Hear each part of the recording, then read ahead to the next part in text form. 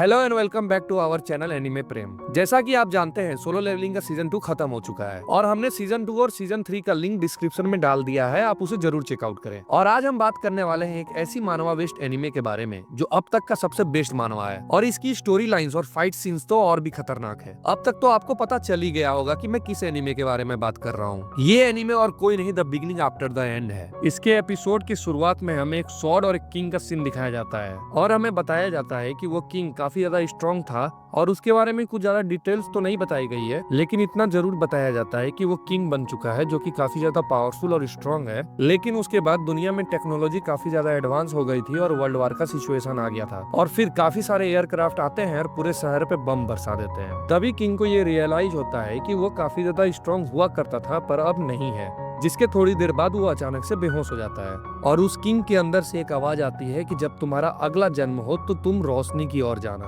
अभी scene shift होता है और हमें एक शहर को दिखाया जाता है जहाँ पर हमें एक कपल को दिखाया जाता है जिसका नाम रेनॉल्ड एंड एलिस होता है, जिनके घर में एक छोटे से बच्चे ने जन्म लिया होता है जिसका नाम वो आर्थर रखते हैं। ये कहानी काफी ज्यादा इंटरेस्टिंग होने वाली है क्योंकि एक बंदा जो पिछले लाइफ में किंग था उसका फिर से जन्म होता है, वो भी एक बच्चे के रूप में, जिसे अपने पास्ट के बारे में सब याद है, लेकिन वो अपनी मर्जी से अब कुछ कर नहीं सकता क्योंकि वो अब एक छोटा बच्चा बन चुका है। आर्थर को लगता है कि यह एक सपना होगा, जब वो सो करके उठेगा तो वो अपनी किंग वाली लाइफ में वापस लौट जाएगा और वो अपने आप से जागने की कोशिश करता है ताकि उसका सपना टूट जाए, लेकिन उसका सपना एंड होने का नाम ही नहीं ले रहा था। तभी हमें रेनॉल्ड्स को दिखाया जाता है जिसके पास एक एबिलिटी होती है जिसका इस्तेमाल करके वो एक बड़े पत्थर को बड़ी आसानी से तोड़ देता है, बट उसको थोड़ी चोट लग जाती है। फिर उसकी वाइफ एलिस उसको अपने हाथों से हील करने लगती है। ये देखकर आर्थर काफी ज्यादा शॉक हो जाता है क्योंकि उसकी दुनिया में ऐसा कुछ नहीं होता था और यहाँ पर तो कुछ अलग ही हो रहा है। उसके बाद दिखाया जाता है कि रेनॉल्ड्स एक जंगल में जाता है जहाँ पर वो एक बीस्ट को अपने पंचेस से मार गिराता है और वहाँ पे उसकी टीम भी होती है।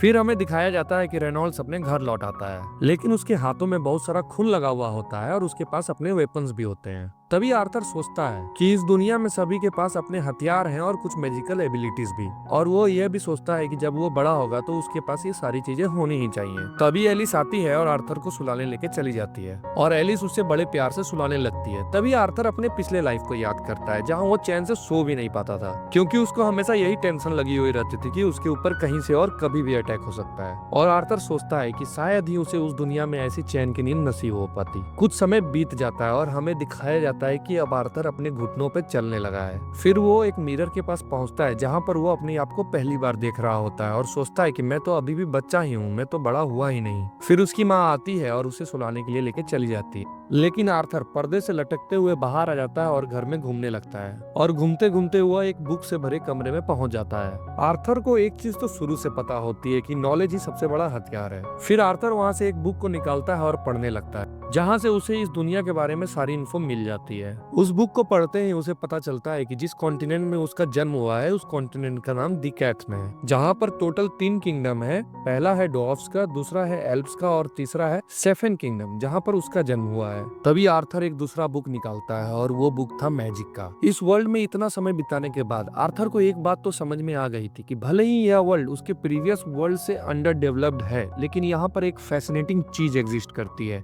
जिसका नाम है माना पावर। और उसे पता चलता है कि माना के इस्तेमाल से वो एनर्जी को अलग अलग तरीके से यूज कर सकता है। वैसे कहा जाए तो माना के 2 एप्लीकेशन होते हैं, पहला है ऑगमेंटिंग और दूसरा है कंजरिंग। अगर हम बात करें ऑगमेंटिंग की तो वो माना के इस्तेमाल से अपने बॉडी के पावर को इनहेंस कर लेते हैं जिससे उन्हें कमाल की ताकत, मजबूती और तेजी मिल जाती है। मतलब सीधी सी बात यह है कि वो माना का इस्तेमाल कर थॉर, फ्लैश और हल्क की ताकत अपने अंदर ला सकते हैं। दूसरी तरफ हम कंजरर्स की बात करें तो वो माना का यूज करके किसी भी चीज को कंट्रोल कर सकते हैं। माना की ये 2 एप्लीकेशन अब आर्थर को बड़े अच्छे से समझ में आ चुकी थी, लेकिन इंसान उन दोनों में से क्या बनता है ये अपने माना कोर को कंट्रोल करने के ऊपर डिपेंड करता है। माना कोर का मतलब पूरे बॉडी के माना को एक पॉइंट पे फोकस करना। अगर एक बार कोई इंसान इस पे कंट्रोल करना सीख जाए तो वो एक मेज बन जाता है। फिर आर्थर ट्राई करता है फोकस करने की और वो अपनी पिछली जिंदगी को याद करता है जहाँ पे यही सेम कॉन्सेप्ट था जिसे की कहा जाता था। और जब आर्थर फोकस कर रहा होता है तभी उसकी मम्मी आ जाती है और कहती है तुमने फिर से पैंट में पोटी कर दी। तभी आर्थर मन ही मन कहता है कि ऐसा कुछ भी नहीं है, मैं अब बच्चा नहीं हूँ। लेकिन वो एक बार चेक कर लेता है और वो देखता है कि उसने सच में पैंट में पोटी कर दी है। तभी आर्थर सोचता है कि यह शरीर सच में एक जेल की तरह है। फिर तकरीबन 2 साल बीत चुके होते हैं और उसकी मम्मी नोटिस करती है कि उसने आज तक आर्थर को मुस्कुराते हुए नहीं देखा है। उसके बाद हम रेनॉल्ड को देखते हैं जो आर्थर को एक लकड़ी पकड़ाता है और आर्थर उसे तलवार की तरह स्विंग करने लगता है। ये देख एलिस को बहुत ज्यादा गुस्सा आ जाता है। वो सोचती है कि उसके बच्चे को ये क्या सिखा रहा है। अपने पिता को माँ से डांट खाते हुए देख आर्थर समझ जाता है कि मैरिज के बाद इस दुनिया में औरतें ज्यादा डोमिनेट करती हैं। जिसके बाद एलिस आर्थर को मार्केट लेके जाती है और उसे मार्केट जाके बहुत ज्यादा अच्छा लगता है, जहाँ वो अलग अलग वेपन्स देखता है और नई नई चीजें सीखता है और इस दुनिया के बारे में उसे नई बातें जानने के लिए मिलती है। और वहाँ वो अलग अलग लोगों को देखता है कि वो अपने मैजिक का इस्तेमाल कैसे करते हैं। लेकिन एक बात जो उसे काफी ज्यादा अच्छी लगी थी कि उसके माता पिता उसका काफी ज्यादा ख्याल रखते हैं। वो इस फीलिंग को कभी महसूस ही नहीं कर पाया था क्योंकि पिछली लाइफ में वो एक अनाथालय में पला बड़ा था। फिर एलिस नोटिस करती है कि उसको बाहर जाना और वेपन्स देखना बहुत ज्यादा अच्छा लगता है और वो अपने डैड की तरह बनना चाहता था। लेकिन एलिस ऐसा नहीं चाहती थी। वो चाहती थी कि आर्थर शांति से अपना जीवन जिए। एक दिन आर्थर अपने पिता को उसकी पावर यूज करते हुए देख रहा होता है और रेनॉल्ड अपनी पावर का इस्तेमाल कर कुछ पत्थर को उड़ाता है और नीचे गिरा देता है। तभी आर्थर सोचता है इससे अच्छा तो वो सारे पत्थर को अपने हाथ से ही उठा लेता। फिर एलिस बोलती है कि अब तुम अपने डैड की असली एबिलिटीज को देखोगे, जिसे देखने के बाद आर्थर हैरान हो जाता है क्योंकि उसके पिता काफी पावरफुल ऑगमेंटर होते हैं। यह देखने के बाद एलिस आर्थर को सुलाने के लिए लेके जाने लगती है, जिसके बाद वो बुक्स पढ़ने की जिद करने लगता है बट उसकी माँ उसे मना कर देती है। जिसके बाद वो एक क्यूट सा फेस बनाकर अपनी मॉम की ओर देखता है और एलिस कुछ नहीं कर पाती है और वो उसे थोड़ी देर के लिए बुक पढ़ने की परमिशन दे देती है। फिर आर्थर अपने माना कोर की प्रैक्टिस करना शुरू कर देता है और वो कहता है कि 2 साल से वो इस चीज की प्रैक्टिस कर रहा है और फाइनली उसे अब ऐसा लगता है कि वो सही से कर पा रहा है। और हम देखते हैं कि जब एलिस और रेनॉल्ड घर के बाहर होते हैं तभी उनके घर में एक बहुत जोरदार धमाका होता है और रेनॉल्ड जल्दी से जंप करके अपनी वाइफ को किसी तरह बचा लेता है, लेकिन उसकी पीठ पूरी तरह जल जाती है। लेकिन इन दोनों के दिमाग में बस यही बात चल रही थी कि क्या पता आर्थर सही सलामत होगा या नहीं। और वो दोनों जल्दी से भागते हुए घर के अंदर आते हैं और जब रेनॉल्ड घर के अंदर आता है तो वो सोचता है कि उसका बच्चा अभी 3 साल का भी नहीं हुआ और यहाँ पर माना का इस्तेमाल करके वो हवा में उड़ रहा है। और जब आर्थर नीचे उतरता है तो उसके ऊपर वाली सीलिंग नीचे गिरने लगती है और आर्थर को ऐसा लगता है कि अब वो मारा जाएगा। तभी उसके पेरेंट्स उसे बचाने के लिए आ जाते हैं और आर्थर को ये एहसास होता है कि उसके माता पिता उसे बचाने के लिए कुछ भी करेंगे। और यहाँ पे वो देखता है कि उसके मॉम डैड रोने लगते हैं, जो कि उसके बिल्कुल समझ में नहीं आता है। वो सोचता है कि इन्हें तो प्राउड होना चाहिए कि इन्होंने मुझे बचाया है, फिर ये रो क्यों रहे हैं। ये चीज तो ना ही मैंने इस दुनिया की किसी किताब में पढ़ी है और ना ही अपने दुनिया में कहीं देखी है। यहाँ पर वो एक इंसिडेंट याद करता है अपनी पिछली जिंदगी से, जहाँ पर उसने एक बच्चे का सामना किया था और उस बच्चे को थोड़ी चोट लग गई थी, जिसके बाद उसके मॉम डैड उसके पास आ गए थे। उसने इस फीलिंग को कभी एक्सपीरियंस नहीं किया था अपनी पिछली लाइफ में, क्योंकि पिछली लाइफ में वो एक अनाथ था और ये सब चीज वो पहली बार महसूस कर रहा होता है, जिसको सोचने के बाद आर्थर रोने लगता है और उसे एहसास होता है कि यह एक फैमिली है। लेकिन रियलिटी में ये कैसी फीलिंग है उसे कुछ समझ नहीं आता और वो बहुत ज्यादा कंफ्यूज हो जाता है। एपिसोड 2 के स्टार्टिंग में हमें आर्थर के पास्ट लाइफ का सीन दिखाया जाता है, जहां हम देखते हैं कि एक आदमी को गार्ड्स ने पकड़ रखा था क्योंकि वो किंग के ऊपर हमला करने आया था और वहाँ की काउंसिल एक फैसला सुनाती है, यानी एक सजा सुनाती है, जो होती है उस आदमी और उसके फैमिली को उसके होम टाउन भेज दिया जाए। जिसके बाद वो आदमी गिड़गिड़ाने लगता है और कहता है कि आप मुझे भेज दो बट मेरे फैमिली को यहीं रहने दो, क्योंकि अगर वो वहाँ गए तो वहाँ पर उनकी हालत मौत से भी बदतर हो जाएगी। वो आदमी गिड़गिड़ा ही रहा होता है और हम देखते हैं कि किंग ग्रे उठता है और उसके पूरे फैमिली को खत्म कर देता है। ये देखने के बाद वहाँ पे मौजूद सभी लोग शॉक हो जाते हैं और काउंसिल के मेंबर्स कहते हैं कि किंग का डिसीजन कभी गलत नहीं हो सकता। किंग ने उन्हें उनके मुसीबतों से आजाद कर दिया।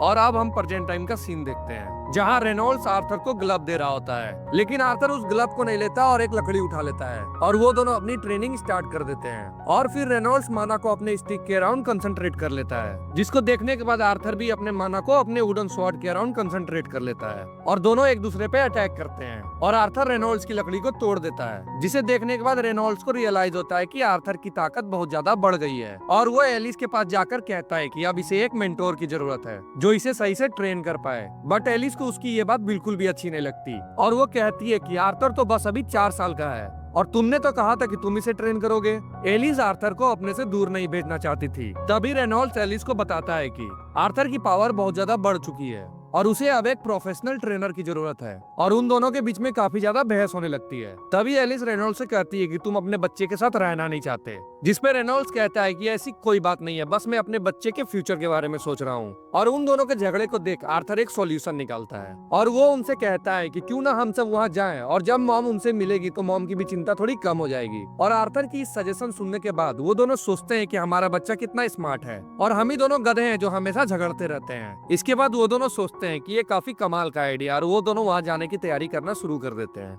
और हम देखते हैं कि अगले दिन वो लोग जायरस के लिए निकल रहे होते हैं। उनके इस जर्नी में उनका साथ देने रेनॉल्ड्स के कुछ दोस्त भी आए थे और आर्थर इनसे पहले भी मिला था। इस ग्रुप का नाम ट्विन हॉर्न है और एलिस और रेनॉल्ड्स भी पहले इसी ग्रुप का मेंबर्स हुआ करते थे। और फिर सभी लोग आर्थर से मिलते हैं और अपने आप को इंट्रोड्यूस करते हैं, जिसमें पहले का नाम तो एडम होता है और दूसरे का नाम एंजिला होता है और तीसरे का नाम दर्दन होता है और चौथे का नाम जैस्मिन और पांचवे का हेलन होता है, जिसमें से जैस्मिन हमेशा शांत और अकेले रहना पसंद करती है। तभी एडम आर्थर को बताता है कि हम पहले भी मिल चुके हैं बट तुम्हें कुछ याद नहीं होगा क्योंकि तुम उस समय बहुत ज्यादा छोटे थे। इसके बाद वो लोग जायरस के लिए निकल जाते हैं और आर्थर नोटिस करता है कि यहाँ पे ट्रांसपोर्टेशन का तरीका तो काफी अलग है क्योंकि उसके पिछले लाइफ में ट्रांसपोर्टेशन काफी एडवांस थी, जहाँ वो लोग स्पेसशिप वगैरह ये सब चीज का इस्तेमाल किया करते थे। लेकिन उसको इस लाइफ में ऐसे ट्रेवल करने में भी काफी ज्यादा मजा आ रहा था। थोड़ी दूर चलने के बाद वो लोग रेस्ट करते हैं और खाना पीना खाते हैं और तभी वहाँ पे भेड़ियों का झुंड आ जाता है और उनपे अटैक कर देता है। और आर्थर अपने मन में सोच रहा होता है कि इस दुनिया की यही प्रॉब्लम है, यहाँ पे कोई भी जगह सेफ नहीं है। फिर हम देखते हैं कि सभी लोग उन भेड़िए से फाइट करने लगते हैं और हमें पता चलता है कि दर्दन और एंजेला एक कॉन्जरर है और बाकी सब ऑगमेंटर हैं और वो लोग उन भेड़िए को हरा के अपने रात के खाने का जुगाड़ कर लेते हैं। और हम देखते हैं कि रात का समय हो गया होता है और वो लोग खाना वाना खा रहे होते हैं। तभी एलिस बोलती है कि मेरा पेट भर गया है और मैं अब नहीं खा पाऊंगी।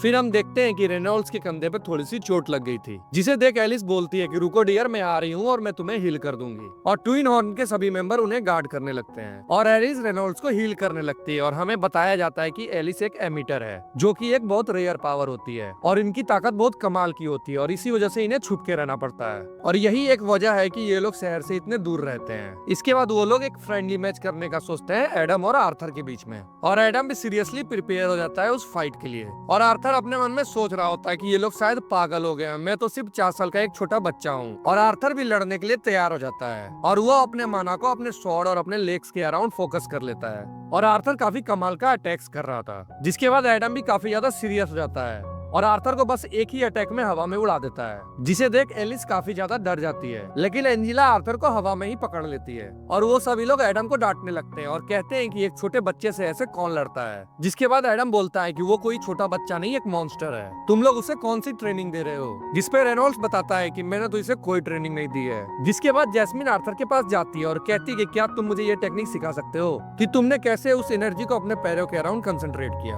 और आर्थर उसके फेस की तरफ देखता है और समझ जाता है कि ये इतनी आसानी से हार नहीं मानने वाली है जब तक मैं इसे सिखा ना दूं। और अगले दिन वो लोग फिर से अपनी जर्नी पे निकल जाते हैं और वो लोग रास्ते में रुक रुक के ट्रेनिंग भी कर रहे होते हैं। और जैस्मिन आर्थर को उसके बर्थडे के दिन एक चाकू गिफ्ट करती है, जिसे देख सभी लोग हैरान हो जाते हैं क्योंकि जैस्मिन ज्यादा किसी से मिलती जुलती नहीं है। तभी एलिस बोलती है कि मेरा बच्चा है ही इतना क्यूट, इसीलिए वो ऐसा कर रही है। फिर वो लोग वहाँ से निकलने के लिए तैयार हो जाते हैं और अचानक से एलिस का तबीयत खराब हो जाता है और उसे वोमिट टाइप का लग रहा होता है। कुछ दूर आगे चलने के बाद बैंडिट्स उन पे हमला कर देते हैं और ये देख वो लोग भी उनसे लड़ने के लिए तैयार हो जाते हैं। और तभी आर्थर अपने मन में सोचता है कि ऐसी गंदगी हर जगह मिलती है। उन बैंडिट्स का एक लीडर भी होता है जो उन पर अटैक करने का ऑर्डर दे रहा होता है। इतना तो हम सभी जानते ही हैं कि ट्विन हॉर्न्स की टीम काफी ज्यादा पावरफुल है, लेकिन उनकी नंबर्स बहुत ज्यादा कम थी और वहीं उन बैंडिट्स की संख्या काफी ज्यादा थी। और हम देखते हैं कि रेनॉल्ड्स उस फाइट में काफी ज्यादा घायल हो जाता है, जिसे देख आर्थर भी उन बैंडिट्स से लड़ने के लिए जाने लगता है। लेकिन रेनॉल्ड्स उसे रोकते हुए कहता है कि तुम अपनी माँ को लेके यहाँ से जाओ। और तभी आर्थर रेनॉल्ड्स से कहता है कि मैं भी इनसे लड़ सकता हूँ, मैं भी काफी ज्यादा ताकतवर हूँ। लेकिन रेनॉल्ड्स उसे समझाते हुए कहता है कि इस ताकत का इस्तेमाल तुम अपनी माँ को बचाने में करो क्योंकि उनके पेट में एक बेबी है। हाँ आर्थर, तुमने सही सुना, तुम एक बड़े भाई बनने वाले हो। तभी आर्थर सोचता है कि इसीलिए ये लोग मुझे जल्दी सुला देते थे। Just kidding guys. और फिर आर्थर वहाँ से अपनी माँ को लेके भागने लगता है और फिर रेनॉल्ड्स उन बैंडिट्स के लीडर पे हमला करने लगता है। एलिस और आर्थर को रोकने के लिए कुछ बंदे आते हैं, लेकिन ट्विन हॉर्न की टीम उनके लिए रास्ता साफ कर रही होती है। भागते भागते आर्थर को अपनी पास्ट लाइफ का सीन याद आ जाता है, जहाँ पर उसने उस बंदे की फैमिली को मारा था और अभी प्रेजेंट में वो खुद भाग रहा है अपनी फैमिली को बचाने के लिए। इससे हमें ये पता चलता है कि karma is real, you have to pay for what you have done. तभी हम देखते हैं कि एक मेज आ जाता है और उनपे अटैक कर देता है और आर्थर अपनी माँ को धक्का देकर उसे साइड कर देता है और वो अटैक अपने ऊपर ले लेता है, जिसके बाद वो खाई में गिरने लगता है। और आर्थर एक चाकू निकालता है जो एक रस्सी से बंधी हुई होती है और वो उस चाकू को उस मेज के ऊपर फेंक देता है और सोचता है कि मैं अकेले नहीं मरूंगा, मैं इसे भी साथ लेकर जाऊंगा। फिर दर्दन और एंजेला उसे बचाने के लिए अपनी पावर्स का यूज करते हैं। फिर आर्थर सोचता है कि उसे काफी ज्यादा लाइट महसूस हो रहा है। एक अजीब सी फीलिंग है जहाँ उसके हाथों में तो कुछ नहीं है पर उसका दिल पूरी तरह से भरा हुआ है।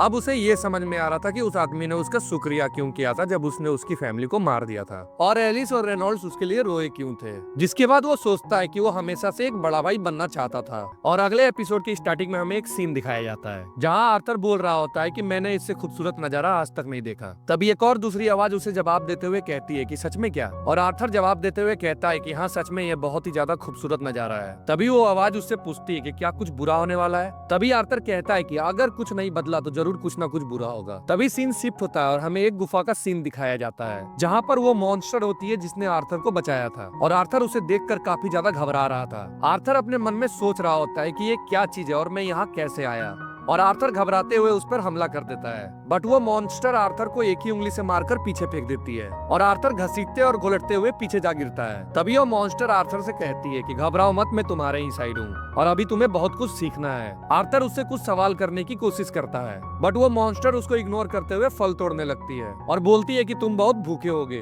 तुम्हें कुछ खा लेना चाहिए अगर तुम्हें पहले की तरह ठीक होना है तो। और आर्थर खड़े होने की कोशिश करता है लेकिन उसके पैर में चोट लगी हुई थी जिसके दर्द से वो रोने लगता है। तभी वो आर्थर से बोलती है कि तुम ज्यादा छटपटाओ मत, तुम बहुत लकी हो कि तुम्हारी जान बच गई है। बट आर्थर रोते हुए उससे फिर से सवाल करने लगता है जिसपे वो मॉन्स्टर बोलती है कि तुम्हें कोई जवाब नहीं मिलेगा जब तक तुम खा नहीं लेते। और आर्थर अपने सामने रखे फलों को ऐसे खाने लगता है कि जैसे वो बहुत दिन से भूखा हो। फलों को खाने के बाद आर्थर उससे पूछता है कि क्या मेरे मॉम डैड ठीक है? तभी वो मॉन्स्टर आर्थर से कहती है कि मैं यहाँ से हिल नहीं सकती। ये सुनकर आर्थर काफी ज्यादा उदास हो जाता है। फिर वो बताती है कि बट मैं बहुत दूर तक देख सकती हूँ और वो आर्थर को दिखाते हुए कहती है कि तुम्हारी फैमिली ठीक है और वो अपनी जर्नी पे कुछ दिन पहले ही आगे बढ़ चुके हैं। तभी आर्थर रोते हुए कहता है कि थैंक गॉड मेरी फैमिली जिंदा है और मैं ये जानकर खुश हूँ कि मेरी फैमिली सेफ है। फिर वो आर्थर को बताती है कि मेरा नाम सिल्विया है। फिर आर्थर उससे बोलता है कि थैंक यू सिल्विया। तभी हमें फिर से लेक का सीन दिखाया जाता है जहाँ आर्थर उस आवाज से पूछ रहा होता है कि मुझे क्या करना चाहिए, जिसपे वो आवाज जवाब देते हुए कहती है कि मुझे लगता है तुम्हें पता है कि तुम्हें क्या करना चाहिए, जिसपे आर्थर कहता है कि मैं कोई सीक्रेट नहीं रख पाऊंगा।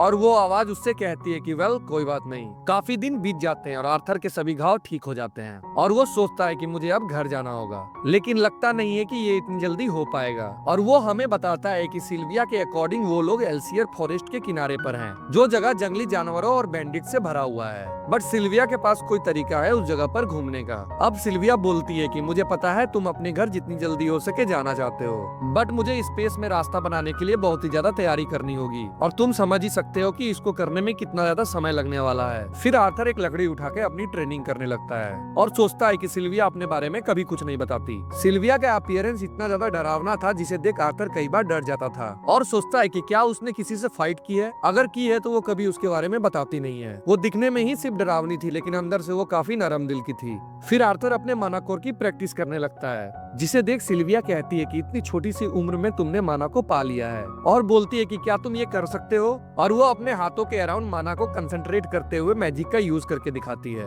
और उससे पूछती है कि क्या तुम्हें पता है मैं ये क्या कर रही हूँ, जिसपे आर्थर कहता है कि हाँ मुझे पता है, तुम माना को कंसंट्रेट करते हुए मैजिक का यूज कर रही हो। और आर्थर अपने मन में सोचता है कि मुझे पता नहीं था ये भी पॉसिबल है। सिल्विया आर्थर को बताती है कि माना को लेकर ह्यूमंस में काफी ज्यादा गलत फहमी है जो उन्हें माना को यूज करने और उनको इकट्ठा करने में कंफ्यूज करती है, बट इंसानों के अलावा ये माना बीस्ट के लिए आम बात है। और वो उससे पूछती है कि क्या तुम ये सीखना चाहते हो, बट उससे पहले तुम्हें मेरे एक सवाल का जवाब देना होगा। और वो उससे पूछती है कि तुम इसे सीखकर क्या करोगे, क्योंकि इसे सीखने के बाद तुम काफी ज्यादा पावरफुल हो जाओगे। और आर्थर बोलता है कि मैं उन सभी को मौत के घाट उतार दूंगा जिसने मुझे मेरे परिवार से दूर किया है। ये सुनकर सिल्विया उसे फिर से उंगली मारकर उड़ा देती है और आर्थर से कहती है कि तुम फेल हो गए, मैं तुम्हें अब कुछ नहीं सिखाने वाली हूँ। और आर्थर उससे पूछता है कि तुम मुझे क्यों नहीं सिखाओगी, अपने दुश्मनों को मारना सब तो यही करते हैं। फिर सिल्विया उससे कहती है कि मेरे हाथ तुम्हें प्यार भी कर सकते हैं और तुम्हें चीर भी सकते हैं, तुम बताओ तुम क्या चूज करोगे, जिसपे आर्थर कहता है कि मैं प्यार चुनूंगा। सिल्विया उससे कहती है कि मैं नहीं चाहती तुम अपनी लाइफ लड़ने या दुश्मनों को मारने में खत्म कर दो जो मैंने बचाई है। और आर्थर अपने मन में सोचता है कि मुझे उस वक्त ऐसा लग रहा था कि ये मेरे बारे में सब कुछ जानती है। फिर सिल्विया उससे दोबारा वही सवाल करती है लेकिन इस बार आर्थर बोलता है कि मैं अपनी फैमिली को प्रोटेक्ट करूंगा। तभी सीन शिफ्ट होता है और हम देखते हैं कि सिल्विया की तरह दिखने वाला एक शख्स उसे खोज रहा होता है जो बोलता है कि तुम कहीं छिप नहीं सकती सिल्विया। फिर हमें आर्थर के पास्ट लाइफ का सीन दिखाया जाता है जहाँ वो अपनी तस्वीर को देखकर कह रहा होता है, किंग सिर्फ मेरे नाम में है, असली पावर तो पार्लियामेंट के पास है। और वो सोचता है कि किंग का काम सिर्फ लड़ाई में जाना था और मैं एक किलिंग मशीन की तरह था। जहाँ पार्लियामेंट का एक आदमी किंग ग्रे की चाटने में लगा हुआ था। तभी किंग ग्रे कहता है कि मेरा हो गया, मैं जा रहा हूँ, तुम लोग देख लो अपना अपना। फिर सीन शिफ्ट होता है प्रेजेंट टाइम में, जहाँ आर्थर सिल्विया की टेक्निक को मास्टर करने की प्रैक्टिस कर रहा होता है। जहाँ आर्थर अपने मन में सोच रहा होता है, तुम्हें जल्दबाजी करने की कोई जरूरत नहीं है, तुम्हें बस माना को कंट्रोल करना है, जैसे तुम की को क्या करते थे। फिर वो उस टेक्निक को मास्टर कर लेता है। तभी सिल्विया सेंस कर लेती है कि वो शख्स उसके गुफा में आ गया है और वो आर्थर को धक्का देकर छुपा देती है और आर्थर से टेलीपैथी के थ्रू बोलती है कि छुपे रहना आर्थर, बाहर मत निकलना। और आर्थर उस शख्स को देखकर शॉक हो जाता है और सोचता है कि कौन है ये जो बिल्कुल सिल्विया की तरह है दिखने में। सिल्विया उससे बोलती है कि आई एम इम्प्रेस्ड, तुमने मुझे ढूंढ लिया। और वो शख्स उससे बोलता है कि तुम्हारी खून के महक ने मुझे रास्ता दिखाया। इसके बाद वो शख्स सिल्विया से कहता है कि मेरे साथ चलो, लेकिन सिल्विया मना कर देती है। फिर वो शख्स बोलता है कि मुझे लगा नहीं था, मुझे तुम्हारे साथ जबरदस्ती करनी पड़ेगी। और वो सिल्विया पे एक पावरफुल अटैक कर देता है, जिसे देखने के बाद आर्थर काफी ज्यादा घबरा जाता है। बट सिल्विया उससे कहती है कि घबराओ मत, मुझे कुछ नहीं हुआ है। फिर वो शख्स सिल्विया से कहता है कि तुम अपने आप को ज्यादा पुश मत करना, वरना तुम्हारे पास जो लाइफ बची है वो भी खत्म हो जाएगी। जिस पर सिल्विया बोलती है कि मैं भी तुम्हें यही कहना चाहती हूँ। और सिल्विया अपनी मैजिक का यूज करके एक ड्रैगन में बदल जाती है और सिल्विया उस शख्स पर अटैक कर देती है। और वो शख्स उसके अटैक को ब्लॉक करते हुए बोलता है कि ये कैसा पागलपन है, ऐसे पावर को यूज करने पे तुम्हें इसके कॉन्सिक्वेंसेस झेलना पड़ेगा। बट सिल्विया बोलती है कि मुझे इससे कोई फर्क नहीं पड़ता, मैं काफी ज्यादा खुश हूँ। तभी वो शख्स उसके अटैक को कैंसिल करते हुए अपना एक अटैक करता है। बट सिल्विया उसी समय पे उस टाइम को रोक देती है और वो आर्थर को बाहर निकलने के लिए बोलती है और वो उससे पूछती है कि क्या मैं अब सिल्विया की तरह लग रही हूँ। आर्थर उससे बोलता है कि तुम तो एक ड्रैगन हो और सिल्विया उससे कहती है कि हाँ तुम इंसान मुझे इसी नाम से जानते हो। इसके बाद सिल्विया स्पेस ब्रिज ओपन कर देती है और वो उससे बोलती है कि मुझे माफ कर देना, इसका एग्जिट वहाँ नहीं है जहाँ मैंने सोचा था। और वो आर्थर से आखिरी बार पूछती है कि तुम अपने पावर्स का क्या करोगे, जिस पे आर्थर बोलता है कि मैं अपनी फैमिली को प्रोटेक्ट करूंगा। सिल्विया उससे बोलती है कि तब ये एक प्रॉमिस हुआ और वो आर्थर को एक फेदर और एक अंडा गिफ्ट करती है और बोलती है कि उस फेदर को उस अंडे के अराउंड रैप करके रखना। और वो आर्थर के पास जाकर उस पर एक इंचेंटमेंट करती है, जिसके बाद उसके दोनों हाथों पर कुछ टैटू सा बन जाता है। और मैं आप लोग को बता दूं कि सेम ऐसा ही पैटर्न सिल्विया के ऊपर भी बना हुआ है। और आर्थर सिल्विया से पूछता है कि ये सब क्या है, जिस पर सिल्विया बोलती है कि समय आने पे तुम्हें खुद पता चल जाएगा। और वो आर्थर को कहती है कि अब टाइम हो गया है गुड बाय करने का। और वो आर्थर को बताती है कि मैं तुम्हें उसी वक्त घर भेज सकती थी, लेकिन मैं ऐसा नहीं चाहती थी। तभी आर्थर पूछता है कि क्यों, जिस पर सिल्विया बताती है कि मुझे तुम्हारे साथ यहाँ रहना अच्छा लग रहा था। फिर हम देखते हैं कि आर्थर थोड़ा इमोशनल हो जाता है और कहता है कि मुझे फर्क नहीं पड़ता तुम मॉन्स्टर हो या एक ड्रैगन, तुम मेरी फैमिली हो और मुझे तुम्हारी चिंता है। जिसके बाद सिल्विया कहती है कि तुम्हारे पास तो पहले से ही एक माँ है। जिस पर आर्थर जवाब देता है कि ठीक है, आज से तुम मेरी दादी हो। और ये सुनकर सिल्विया काफी ज्यादा इमोशनल हो जाती है और फाइनली सिल्विया आर्थर को उस ब्रिज से घर भेज देती है और सिल्विया उस टाइम को वापस से स्टार्ट कर देती है। और उस शख्स का अटैक सिल्विया को लग जाता है और सिल्विया जमीन पर गिर जाती है। और वो शख्स सिल्विया के पास चलते हुए आता है और बोलता है कि ये तुम्हारे लिए उतना लीथल नहीं हो सकता। जिस पर सिल्विया कहती है कि तो तुमने नोटिस कर लिया। और सिल्विया उस शख्स पर एक अटैक कर देती है और फिर हमें एक बड़ा सा धमाका दिखाया जाता है। आर्थर को उस ब्रिज में सिल्विया की आवाज सुनाई देती है जो उससे पूछ रही होती है कि तुम्हें याद है मैंने तुम्हें क्या बोला था। जिस पर आर्थर बोलता है कि हाँ बट मैं उदास हूँ। जिस पर सिल्विया उसे बताती है कि दुनिया में दुखों की कमी नहीं है, बट हमें उसे खुशी में बदलना होगा। लेकिन आर्थर बोलता है कि मैं ये नहीं कर पाऊंगा। सिल्विया उससे बोलती है कि तुम ये कर लोगे। सिल्विया उसे बताती है कि बस तुम्हें एक टाइम पे एक ही कदम आगे बढ़ाना है और तुम ये कर लोगे क्योंकि तुम सबसे ज्यादा पावरफुल राजा थे। और सिल्विया उसे जाते हुए कहती है तुम अपने इस न्यू लाइफ को रोशनी से भर दो किंग ग्रे। और आर्थर अपने मन में सोचता है कि क्या तुम ही वो हो। और हम देखते हैं कि आर्थर किसी जंगल में लेटा हुआ होता है और वो उठता है और उस अंडे को थैली में भरकर निकल जाता है। अब वो एक जंगल में पहुंच गया था जहाँ वो देखता है कि कुछ गुंडे एक बच्ची को किडनैप कर रहे थे क्योंकि वो लड़की एक एल्फ थी। और वो गुंडे लोग सोच रहे थे कि वो इसे बेच के काफी ज्यादा पैसे कमा लेंगे और इस काम को छोड़ के मस्त ऐश मौज करेंगे। आर्थर ये सब देख अपने मन में सोचता है कि मेरे साथ भी कुछ ऐसा ही हुआ था और उसे काफी ज्यादा गुस्सा आने लगता है। बट वो सिल्विया की बात को याद करके अपने आप को शांत कर लेता है। आर्थर कुछ दूर तक उनका पीछा करता है और सोचता है कि कब ये अपने अड्डे पर पहुंचेंगे और साथ ही कहता है कि इसकी कोई गारंटी नहीं है कि वो उस लड़की को चोट नहीं पहुंचाएंगे। और वहीं दूसरे और गुंडे लोग कह रहे थे कि इस लड़की को बेचने से पहले कुछ मजे कर लिया जाए। आर्थर उन भेड़ियों को देखकर सोचता है कि आखिर वो उन गुंडों के लिए इतना वफादार क्यों है। फिर आर्थर को उन भेड़िए के गले में जादुई पट्टा दिखता है और वो समझ जाता है कि वो गुंडे लोग इन भेड़ियों को जादू से कंट्रोल कर रहे हैं। इसके बाद आर्थर उन भेड़ियों पर पत्थर फेंक के मारता है और वो भेड़िए लिए चिल्लाने लगते हैं, जिस पर उन गुंडों में से एक आदमी उन्हें शांत कराने आता है। तभी आर्थर अपने माना का स्वॉर्ड बना के उस बंदे को आराम से निपटा देता है। ऐसे ही बारी बारी करके सारे बंदे आ रहे थे और आर्थर सबको बड़ी आसानी से पेलते जा रहा था। जब आखिरी में उनका लीडर आता है तो वो समझ जाता है कि आर्थर एक मेज है और वो उसे बोलता है कि तुम मेरे साथ आओगे, तुम उस लड़की से भी ज्यादा पैसों में बिकोगे, तो इसलिए मेरे साथ इस लड़ाई में मर मत जाना। आर्थर उस पर अटैक करता है बट वो बंदा उसके सारे अटैक को डॉज कर देता है और उसे किक करके काफी दूर फेंक देता है और वो गुंडा आर्थर को पैरों से पकड़कर उल्टा लटका देता है और आर्थर अपने मैजिक का यूज करके उसके पैरों में आग लगा देता है। जिसके बाद वो गुंडा बोलता है कि अब तो तुम मरोगे, मैं तो तुम्हारी लाश को ही बेचूंगा। वो गुंडा ऐसा बोल ही रहा होता है तभी आर्थर अपनी चाकू से उसका खोपड़ी खोल देता है। इसके बाद आर्थर उस लड़की को आजाद कर देता है और वो लड़की आर्थर के घाव देखकर सोचती है इसे तो चोट लग गई है और आर्थर अपने मन में सोचता है कि एक नॉर्मल बच्चे के लिए ये सब आम बात नहीं है। तभी उसे याद आता है कि वो आज तक अपने उम्र के बच्चों के साथ कभी नहीं रहा है और वो सभी गुंडों की बॉडी को धक्कर कहता है कि ये सब चीज बच्चों को नहीं देखना चाहिए। जिसपे वो लड़की बोलती है कि तुम भी तो एक बच्चे ही हो। वो लड़की आर्थर से पूछती है कि आखिर उन लोगों का हुआ क्या जिन्होंने मुझे किडनैप किया था। आर्थर कहता है कि उन लोगों का अचानक से एक्सीडेंट हो गया। तभी आर्थर उससे कहता है कि तुम चिंता मत करो, तुम अब सेफ हो और वो उसके सामान को नीचे उतार कर वहाँ से जाने लगता है। तभी वो लड़की उसका हाथ पकड़कर रोक लेती है और अपने मन में सोचती है मुझे यहाँ अकेले छोड़ के मत जाओ, मुझे बहुत डर लग रहा है। आर्थर कंफ्यूज था और सोचता है कि आखिर इस लड़की को हुआ क्या। कुछ समझ में ना आने के बाद आर्थर उससे कहता है कि मुझे अपने घर जाना होगा। तभी लड़की वापस से अपने मन में सोचती है कि तुम एक छोटी सी लड़की को जंगल में अकेले छोड़ के चले जाओगे और आर्थर फाइनली उसकी मदद करने को तैयार हो जाता है और उससे पूछता है कि तुम्हारा घर किस तरफ है और वो उसे अपने घर का डायरेक्शन बताती है और आर्थर सोचता है कि ये तो पूरा उल्टा डायरेक्शन है और आर्थर उससे पूछता है कि क्या तुम्हें याद है कि तुम कितनी दूर से किडनैप होकर यहाँ तक आई हो। तभी वो बोलती है कि नहीं, मैं तो कुछ तितलियों का पीछा कर रही थी, तभी मैं खो गई।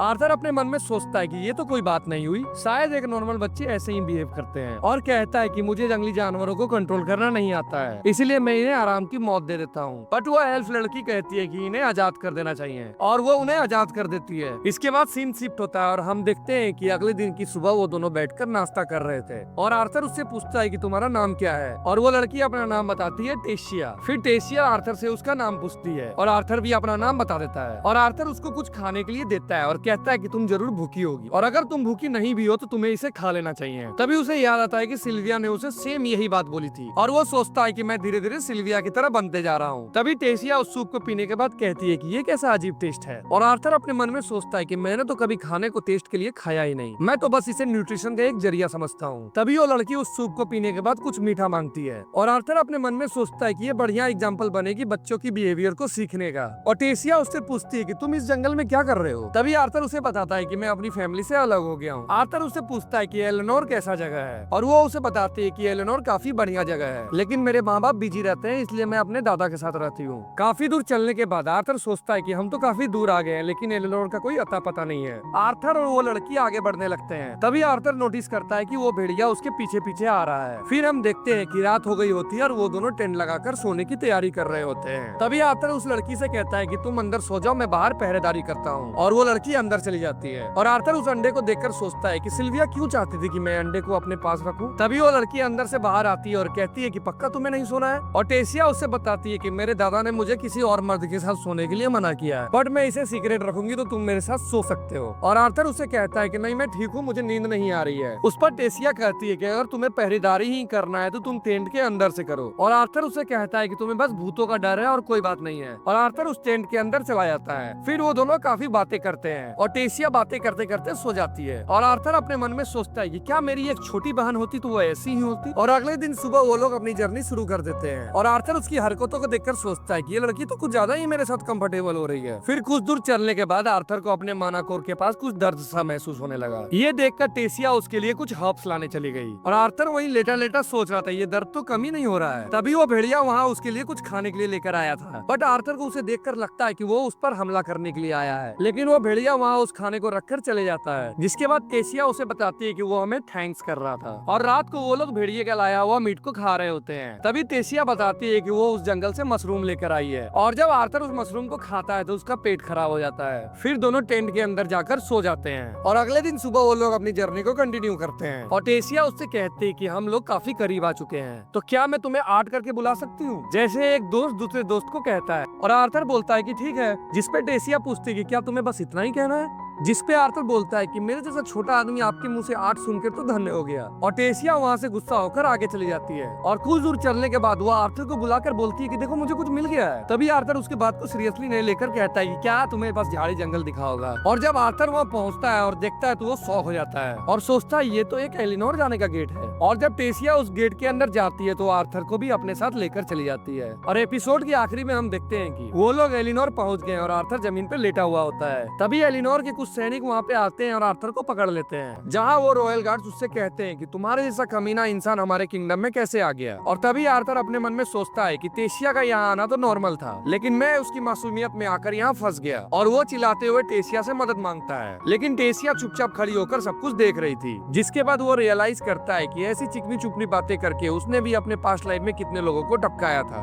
फिर अचानक से टेसिया उन गार्ड्स को आर्थर को छोड़ने के लिए कहने लगती है और उन्हें बताती है कि आर्थर ने ही उसकी जान बचाई थी। तभी वहाँ टेसिया के दादाजी की एंट्री होती है, जो उन गार्ड्स को आर्थर को छोड़ने का ऑर्डर देते हैं। एंड वो आर्थर को जाकर कहते हैं कि मैं यहाँ का पिछला राजा हूँ और मेरा नाम वीरियन एरालिथ है। मेरी पोती और इस किंगडम की प्रिंसेस को बचाने के लिए तुम्हारा शुक्रिया। इसके बाद आर्थर चिल्लाते हुए कहता है कि प्रिंसेस ये कब हुआ, मुझे किसी ने बताया क्यों नहीं, मैं इस एनिमे का मेन कैरेक्टर हूँ। जस्ट किडिंग गाइस, थोड़ा इधर उधर बह गया था मैं। फिर उसके दादाजी उससे कहते हैं क्या तुमने उसे बताया नहीं कि तुम एक प्रिंसेस हो। टेसिया फिर वही मासूम सा चेहरा बनाकर बोलती है क्या मैंने बताया नहीं। और तभी वहाँ टेसिया के माता पिता की एंट्री होती है और फिर थोड़ी देर उनका फैमिली ड्रामा चलता है। और ये सब देखने के बाद आर्थर को ये तो पता चल गया था कि वो दोनों किंग और क्वीन है। तभी वो किंग उन गार्ड से कहता है कि तुम लोग खड़े क्यों हो, इस लड़के को अरेस्ट करो। तभी टेसिया के दादाजी कहते हैं कि मैंने ही उन्हें मना किया है और साथ ही कहते हैं कि ये लड़का खतरनाक है या नहीं ये तो बात की बात है, लेकिन ये तो सच है कि इसने ही टेसिया की जान बचाई है। तभी टेसिया कहती है कि हाँ आर्ट नहीं मेरी जान बचाई है, तो उसके साथ सब अच्छे से पेश आओ। तभी टेसिया के पिताजी कुछ कहने वाले होते हैं, लेकिन टेसिया उन्हें बीच में ही रोकते हुए कहती है मैंने कह दिया ना कि आर्ट नहीं मेरी जान बचाई है, तो हम उसे अपने महल ले जाकर उसकी खातिरदारी करेंगे। वो आर्थर से कहती है कि चलो मैं तुम्हें अपने महल ले जाकर अपना फेवरेट खाना खिलाऊंगी। और वो अपने पिता को धमकाते हुए कहते हैं कि क्या हम ऐसा कर सकते हैं, और वो घबराते हुए हाँ कर देता है। तभी उसके दादाजी आर्थर से कहते हैं कि लड़के हम बाद में बात करेंगे। और आर्थर अपने मन में सोचता है कि मुझे इसके अंदर काफी मिस्टीरियस पावर महसूस हो रही है। फिर टेसिया आर्थर को लेकर वहाँ से चली जाती है और रास्ते में आर्थर काफी कुछ सोच रहा होता है, जैसे एल्फ और इंसानों की लड़ाई और टेसिया का वैसा वर्ताव जो आर्थर को समझ नहीं आ रहा था। और वो सोचता है कि आगे से कुछ भी हो मैं हमेशा चौकन्ना रहूंगा। इसके बाद वो लोग महल पहुंच जाते हैं, जहाँ टेसिया अपने सर्वेंट से कहती है कि इसे किसी भी चीज की कमी नहीं होनी चाहिए। और आर्थर अपने मन में सोचता है कि इन सभी हरकतों से मैं नहीं पिघल रहा, मैं अब सख्त लौंडा बन चुका हूँ। और टेसिया प्लानिंग कर रही होती है कि वो पहले क्या करेंगे, और आर्थर उसे बीच में ही रोकता है और कहता है कि मैं पहले उन सब चीजों के बारे में बात करूंगा जिससे हम अब तक गुजरे हैं। तभी सीन शिफ्ट होता है और हम देखते हैं कि सभी डाइनिंग हॉल में बैठे होते हैं और टेसिया के माँ बाप अपने आप को इंट्रोड्यूस करते हैं। तभी आर्थर खुद को इंट्रोड्यूस करता है और बताता है कि वो स्पेन के एक छोटे गांव में पला बड़ा है। तभी किंग उससे कहता है कि एक छोटे और गरीब गांव के होने के बाद भी तुम काफी एजुकेटेड हो। जिसके बाद आर्थर सारी कहानी उन लोगों को सुना देता है और राजा गुस्से में चिल्लाता है स्लेव ट्रेडर्स, ये काम उन कमीने इंसानों के सिवा और कोई नहीं कर सकता। जिसके बाद टेसिया के दादाजी उससे पूछते हैं तुम तो खुद एक बच्चे हो तो तुमने कैसे टेसिया को बचा लिया। जिसका जवाब देते हुए आर्थर बताता है कि मैं देखने में भले ही एक बच्चा हूँ, लेकिन मैं भी एक मेज हूँ। तो किंग कहता है कि तुमने अपनी मैजिक का इस्तेमाल करके उन लुटेरों का सफाया कर दिया। तभी पीछे से उनके गार्ड्स कहते हैं कि ज्यादा बकवास मत करो, तुम्हारे जैसा बच्चा कर ही क्या सकता है, तुमने जरूर प्रिंसेस टेसिया को धोखा दिया होगा इस किंगडम में घुसने के लिए। ये कहते हुए वो लोग अपना स्वॉर्ड निकाल लेते हैं। तभी उसके दादाजी कहते हैं कि मैं दोबारा नहीं बोलूंगा, स्वॉर्ड्स को अपनी जगह पर रख दो। और टेसिया कहती है कि आर्थर झूठ नहीं बोल रहा, मेरा सच में किडनैप हुआ था और मैंने उन गुंडों की बातें सुनी थी, वो लोग मुझे बेचना चाहते थे। और आर्थर किंग से कुछ सवाल करना चाहता है और वो कहता है कि जैसा मैंने बताया मुझ पर भी बैंडिट्स ने हमला किया था, जिसके वजह से मैं भी अपनी फैमिली से बिछड़ गया और मैं बस इतना चाहता हूँ कि मुझे मेरी फैमिली के पास वापस भेज दिया जाए। तो किंग उससे कहता है कि टेसिया को बचाने के बदले में तुम चाहते हो कि हम तुम्हें तुम्हारे घर भेज दें। तुम्हें अच्छे से पता है कि एल्फ्स इंसानों से कितना नफरत करते हैं और इसके बावजूद भी तुम फेवर रिटर्न करने का बात कर रहे हो। तभी आर्थर उनसे कहता है कि मुझे विश्वास नहीं हो रहा, एल्फ्स जो इंसानों से नफरत करते हैं और उन्हें जानवर कहते हैं, वो भी अब उन्हीं की तरह बिहेव कर रहे हैं। जिस पर किंग कहता है कि इंसानों और एल्फ्स के बीच बातें इतनी आसानी से ठीक नहीं हो सकती। जिसके बाद टेसिया अपने पिता को गुस्से से देखने लगती है। जिसके बाद वो अपनी बेटी से डरकर कहता है टेलीपोर्टेशन गेट का यूज हम सिर्फ 7 साल में एक ही बार कर सकते हैं, वो भी तब जब 3 ट्राइब्स के हेड की मीटिंग हो। और उसे बताते हैं कि गेट अब 5 साल बाद खुलेगा। और आर्थर अपने मन में सोचता है कि इतने दिन कौन इंतजार करेगा। तभी किंग कहता है कि बट हम इतने दिन एक इंसान को अपने यहाँ रख भी तो नहीं सकते, इसलिए मैं अपने कुछ सोल्जर्स के साथ तुम्हें तुम्हारे घर भेज दूंगा। और उसे कहते हैं कि तुम अभी आराम करो, मैं कल तुम्हारे लिए एक टीम बना दूंगा जो तुम्हें तुम्हारे घर लेकर जाएंगे। तभी सीन सी प्रतार हम देखते हैं कि आर्थर नहा रहा होता है और नहाने के दौरान उसे अपने मानाकोर में दर्द हो रहा होता है। तभी सीन सी प्रतार हम देखते हैं कि वो बालकनी में घूम रहा होता है जहाँ वो थोड़ा रिलैक्स महसूस कर रहा था और वो सोचता है कि मैं इसे ऐसे जाने नहीं दे सकता, मुझे पता करना होगा कि ये दर्द क्यों हो रहा है। एंड तभी आर्थर टेसिया को अपने माँ बाप के साथ देखता है और उसे भी अपनी माँ बाप की याद आने लगती है और वो सोचता है कि वो ठीक तो होंगे ना, और सोचता है कि वो जरूर बच गए होंगे। आर्थर उन्हें मिस कर रहा होता है और सोचता है कि क्या वो मुझे देखकर खुश होंगे। तभी टेसिया भी आर्थर को देख लेती है और उसके पास चली आती है। आर्थर उससे कहता है कि क्या मैं तुम्हारे बिगड़े प्रिंसेस टाइम के बीच में आ गया हूँ। तभी टेसिया उससे कहती है कि मुझे चिढ़ाओ मत और उससे माफी मांगने लगती है क्योंकि उसकी फैमिली ने उसके साथ बहुत ही बुरा बर्ताव किया था। आर्थर बोलता है कि नहीं कोई बात नहीं, ये बस दिखाता है कि उन्हें तुम्हारी चिंता है। टेसिया उससे कहती है कि तुम्हें भी ऐसा ही फील होने वाला है जब तुम अपने माँ बाप से मिलोगे।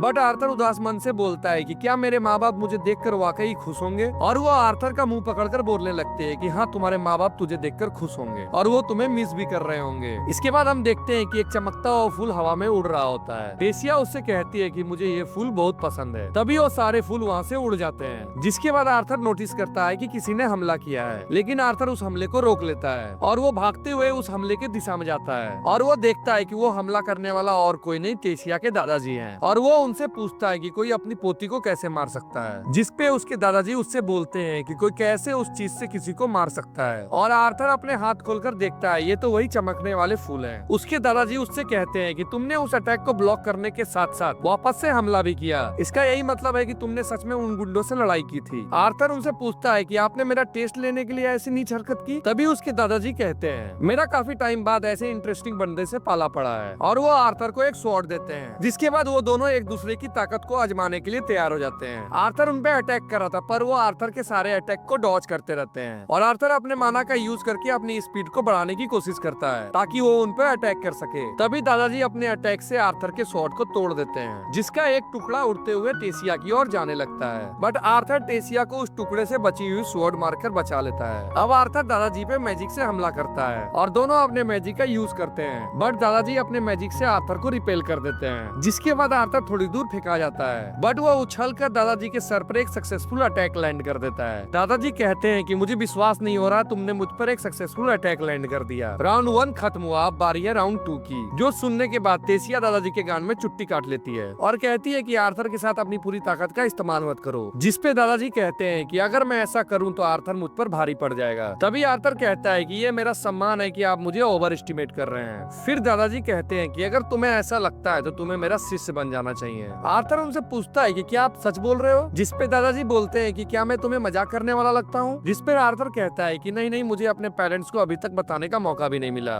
फिर दादाजी कहते हैं कि क्या हो अगर मैं तुम्हें बताऊं कि अपने पेरेंट्स को इन्फॉर्म करने का एक और तरीका है कि तुम ठीक हो और यहाँ रह रहे हो। तभी अचानक से आर्थर के मानाकोर पे जोरदार दर्द होने लगता है जिसको देखकर दादाजी कहते हैं कि मुझे लगा ही था, तुमने बीस्ट के विल को इनहेरिट किया है, और उससे बोलते हैं कि मेरे चेले बन जाओ वरना तुम मर जाओगे। इस एपिसोड के स्टार्टिंग में हम देखते हैं कि आर्थर सोया हुआ होता है और वो सपना देखता है जिसमें उसका मानाकोर फट के उसके शरीर से बाहर निकल जाता है और वो सोचता है कि क्या ये मॉन्स्टर मेरे एंजाइटी का नतीजा है या फिर मेरे रिस्पॉन्सिबिलिटीज का। तभी टेसिया उसे आकर उठाने लगती है और आर्थर उठते के साथ बोलता है कि क्या हुआ, मुझे परेशान क्यों कर रही हो मॉन्स्टर, मुझे थोड़ी देर और सोने दो। ये सुनते टेसिया को गुस्सा आ जाता है और वो कहती है कि तुम मॉन्स्टर किसे कह रहे हो, और वो कहती है कि जल्दी तैयार हो, दादाजी वेट कर रहे हैं। और आर्थर तैयार होने लगता है और टेसिया उससे पूछती है कि क्या तुम सच में यहाँ रुकोगे। जिसपे आर्थर जवाब देता है ये तो तुम्हें ट्रिप के बाद ही पता चलेगा प्रिंसेस। टेसिया उसे छुट्टी काटते हुए कहती है कि तुम मुझे प्रिंसेस मत बोला करो, मैंने कहा था ना कि तुम मुझे टेस बुला सकते हो। इसके बाद सीन शिफ्ट होता है और हम देखते हैं कि टेसिया का पिता टेसिया के दादाजी से कहता है कि मैं आपसे विनती करता हूँ, ये इंसान यहाँ नहीं रह सकता। वो कहता है कि उसे यहाँ रहने देना हमारे ट्रेडिशन के खिलाफ है। जिसमें विरियन कहता है कि मुझे वो लड़का पसंद है, बात यहीं पे खत्म होती है। जिसके बाद आर्थर, टेसिया और विरियन तीनों कैरेज में बैठ के निकल जाते हैं और आर्थर विरियन से पूछता है कि और कितनी देर है आपके मिस्टीरियस फ्रेंड के घर पहुँचने में ग्रैंडपा। जिसमें विरियन कहता है कि ग्रैंडपा तुम ज्यादा ही कंफर्टेबल नहीं हो रहे मेरे साथ। तभी टेसिया को नींद आ जाती है और वो आर्थर के कंधे पे सो जाती है। तभी विरियन कहता है कि वो बहुत ज्यादा एक्साइटेड है ये जानने के लिए कि तुम्हारे साथ आगे क्या होगा। वो कहता है कि प्रिंसेस होने के कारण टेसिया को अपने नकली दोस्तों से काफी ज्यादा धोखा मिला है, जिसकी वजह से वो जल्दी किसी के करीब नहीं आती और अपने चारों ओर एक दीवार बना के रखती है। पर जब वो तुम्हारे साथ होती है तो वो काफी ज्यादा खुश लगती है, जिसके लिए मैं तुम्हारा शुक्रिया करता हूँ। और वो सोचता है कि वो मुझ जैसे छोटे बच्चे को थैंक्स कर रहा है, इसलिए मैं उस पर ट्रस्ट कर सकता हूँ। सिंसिप होता है और वो लोग विरियन के मिस्टीरियस दोस्त के घर पहुँच जाते हैं और आर्थर सोचता है कि कौन है ये दोस्त दोस्त जिससे मिलने के लिए फॉर्मर किंग इतने दूर तक ट्रेवल कर रहा है। इसके बाद वीरियन आगे बढ़ता है और उसके दरवाजे पे एक लात मारकर कहता है कि बाहर निकलो बुढ़िया, और वीरियन उसके दरवाजे पे कान लगा के सुन रहा था। तभी वो बुढ़िया दरवाजा खोल देती है और कहती है कि मुझे ठीक ठाक सुनाई देता है तो तुम्हें चिल्लाने की जरूरत नहीं है बुड्ढे। और वीरियन उसे इंट्रोड्यूस करते हुए कहता है कि ये मेरी पुरानी दोस्त है रिनिया और ये एक स्पेशल मेज है। और आर्थर सोचता है कि एक स्पेशल मेज, इसका मतलब है कि ये उन 4 कैटेगरीज में नहीं आती जैसे कि मेरी माँ एलिस। और आर्थर उससे कहता है कि आपसे मिलकर मुझे बहुत अच्छा लगा। और रिनिया उनसे कहती है कि बाहर खड़े मत रहो, जल्दी अंदर आओ, हमें काम शुरू करना है। और वो सभी एक टेबल के चारों ओर बैठ जाते हैं जहाँ बीच में पानी से भरा एक पतीला रखा होता है। और आर्थर रिनिया से कहता है कि मेरे रूडनेस के लिए मुझे माफ करना, पर तुम मेरी हेल्प कैसे करने वाली हो? ग्रैंडपा ने मुझे बताया कि तुम्हारे पास कोई स्पेल है जिससे मैं अपने माँ बाप से बात कर पाऊंगा। और रिनिया मुस्कुराते हुए कहती है कि ग्रैंडपा तुमने इस बच्चे को कुछ ज्यादा ही छूट दे दी है। और रिनिया आर्थर को बताती है कि तुम मुझे डिवाइनर कह सकते हो और कहती है कि मैं तुम्हारा फ्यूचर और पास्ट देख सकती हूँ और तुम यहाँ अपने माता पिता से बात करने आए हो। जिसके बाद वो आर्थर से कहती है कि तुम इस बर्तन में देखो और अपने माता पिता को याद करते रहना। और वो आर्थर पे अपने मैजिक का यूज करती है और कहती है कि जब तुम अपने माता पिता को देखो तो उनसे बात करने लगना। और फिर आर्थर अपनी पूरी कंसंट्रेशन से अपने माता पिता को याद करने लगता है और उसे दिखाई देता है कि उसके माता पिता अपने घर में खाना खा रहे होते हैं। और आर्थर को याद करते हुए कहते हैं कि आज आर्थर का बर्थडे था। और रेनॉल्ड्स कहता है कि अगर मैंने उसे बच्चे को बचाने के लिए नहीं कहा होता तो आज वो हमारे साथ होता। तभी उन दोनों को आर्थर की आवाज सुनाई देती है और आर्थर उन्हें इन्फॉर्म करते हुए कहता है कि मैं बिल्कुल ठीक हूँ और मैं जिंदा हूँ। वो कहता है कि मैं वापस आना चाहता हूँ लेकिन मेरे शरीर के साथ कुछ गड़बड़ है जिसे ठीक करना जरूरी है। ये ज्यादा सीरियस तो नहीं है लेकिन मैं जैसे ठीक होऊंगा मैं वापस आ जाऊंगा। और वो उनसे कहता है कि मेरे साथ जो हुआ उसके लिए तुम लोग खुद को ब्लेम मत करो और मैं वैसे भी वही करता जो मुझे करना था। और वो उन दोनों से कहता है कि अब मुझे जाना होगा। और सीन वापस से एलिनोर में शिफ्ट होता है जहाँ आर्थर अपने मन में सोच रहा होता है कि मैं ये जानकर खुश हूँ कि मेरे माँ बाप ठीक हैं और कहता है कि अब जो भी हो मैं अपने माँ बाप को अपने लिए दोबारा परेशान नहीं होने दूंगा। इसके बाद वो वीरियन से कहता है कि मुझे अपना शिष्य बना लो। और हम देखते हैं कि वो लोग अपने महल में वापस पहुंच गए होते हैं जहाँ टेसिया अपने पिता से कह रही होती है कि मैं कितनी बार बताऊं कि आर्थर ने मेरी जान बचाई है और अगर हम उसे यहाँ से भगाएंगे तो लोग हमारे बारे में यही सोचेंगे कि हम कितने मतलबी हैं। क्या आप यही चाहते हो? और उसके पिता उससे कहते हैं कि ठीक है लेकिन अगर कोई दिक्कत हुई तो? जिसपे वीरियन कहता है कि तुम्हारी बेटी बिल्कुल ठीक कह रही है, तुम लोगों को बता दो कि वो मेरा शिष्य है और अगर कोई प्रॉब्लम हुई तो ये मेरी रिस्पॉन्सिबिलिटी है। फिर टेसिया के पिता आर्थर के पास जाते हैं और कहते हैं कि मुझे माफ कर दो, काफी टाइम से गद्दी पे बैठने के बाद मेरे ख्यालात थोड़े पुराने हो गए थे, इसलिए प्लीज मुझे फिर से तुम्हारा स्वागत करने का मौका दो। और टेसिया की माँ उससे कहते हैं कि हमारी माफी स्वीकार करो और इसे अपना ही घर समझना। और आर्थर अपने मन में सोचता है कि अचानक इन लोगों को क्या हो गया, ये इतना बदल कैसे गए। और वो टेसिया और उसके दादा की ओर देखता है और समझ जाता है अच्छा तो ये बात है। किंग होते हुए भी उसकी अपने पिता और अपनी बेटी के सामने नहीं चलती। जिसपे टेसिया कहती है कि अगर आप सच में माफी मांग रहे हो तो आर्थर को मेरे साथ बाहर खेलने दो, मैं उसे अपना शहर दिखाना चाहती हूँ। इसके बाद आर्थर और टेसिया बाजार घूम रहे होते हैं और टेसिया उसे बताती है कि यहाँ पर एक दुकान है जहाँ पर मीठे मीठे फल और मिठाई मिलते हैं, इसलिए जल्दी करो वरना वो खत्म हो जाएगा। तभी एक लड़का आर्थर से जाकर टकरा जाता है और कहता है कि छी तुमने अपनी इंसानी बीमारी मुझे दे दी। और आर्थर अपने मन में सोचता है कि ये कौन सा नमूना है। और वो लड़का डिजाइन देते हुए कहता है भले ही लॉर्ड वीरियन ने तुम्हें अपना चेला मान लिया हो लेकिन ये तुम इंसानों की जगह नहीं है। तभी उस नमूने के बाकी दोस्त वहाँ आ जाते हैं और आर्थर से कहते हैं कि तुम इंसानों की जगह यहाँ नहीं है, तुम यहाँ से चले जाओ। ये सब देख आर्थर कंफ्यूज था कि वो हंसे या फिर उनको जवाब दे। तभी टेसिया उससे कहती है कि तुम इनकी बातों पर ध्यान मत दो, चलो हम यहाँ से चलते हैं। और आर्थर सोचता है कि मुझे कुछ मस्ती करना चाहिए, लगता है ये टेसिया के साथ रहने का नतीजा है। और वो लड़का टेसिया से कहता है कि इंसान के साथ घूमना तुम्हारी रेपुटेशन खराब कर सकता है। और वो लड़का प्रिंसेस से कहता है कि अगर तुम परमिशन दो तो मैं तुम्हें बाजार घुमा देता हूँ। तभी आर्थर उसका गलत नाम लेते हुए कहता है कि क्या तुम वही हो? जिसपे वो लड़का खुश हो जाता है और कहता है कि लगता है मेरा रेपुटेशन कुछ ज्यादा ही है। और वो लड़का अचानक से रियलाइज करता है कि क्या